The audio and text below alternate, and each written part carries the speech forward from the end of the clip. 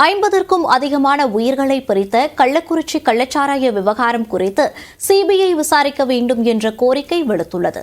இந்த விவகாரத்தில் காங்கிரஸ் கட்சி இதுவரை வாய் திறக்காதது ஏன் என்று மத்திய நிதியமைச்சர் நிர்மலா சீதாராமன் கேள்வி எழுப்பியுள்ளார்.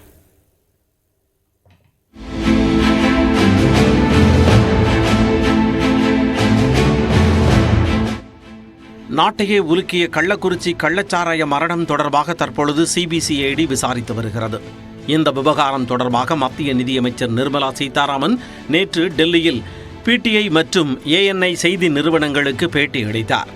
பல நல்ல ஆலோசனைகளை வழங்கிய போதிலும் 1971ஆம் ஆண்டில் திமுக அரசு மதுவிலக்கை நீக்கி தமிழ்நாட்டில் மதுவை அமல்படுத்தியதாக கூறினார்.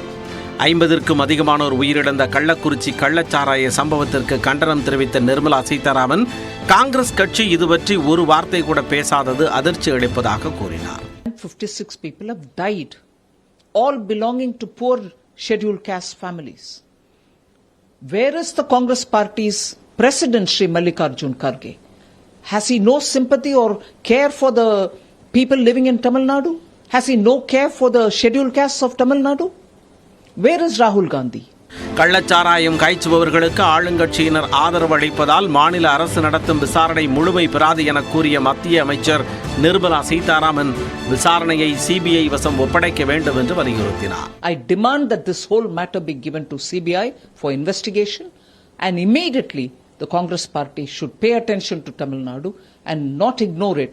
இந்த விவகாரத்தில் சிபிஐ விசாரித்தால்தான் உண்மை வெளிவரும் என்றும் அமமுக பொதுச் செயலாளர் டிடிவி தினகரனும் வலியுறுத்தியுள்ளார். அது சிபிஐ இதில் என்கொயரி பண்ணி குற்றவாளிகள் மீது நடவடிக்கை எடுக்கும்போது தமிழ்நாடு முழுவதும் இதுபோல கள்ளச்சாராயம் விற்பவர்கள், அவர்களுக்கு உடந்தையாக இருக்கிற அரசியல்வாதிகள் வருங்காலத்திலாவது திருந்துவார்கள். இதனிடையே கள்ளச்சாராயம் குடித்து கள்ளக்குறிச்சி அரசு மருத்துவமனையில் சிகிச்சை பெற்று வருபவர்களை நேரில் சந்தித்து நலம் விசாரித்த மக்கள் நீதி மய்யம் கட்சியின் தலைவர் கமல்ஹாசன் பாதிக்கப்பட்டவர்களின் உறவினர்களுக்கு ஆறுதல் கூறினார்.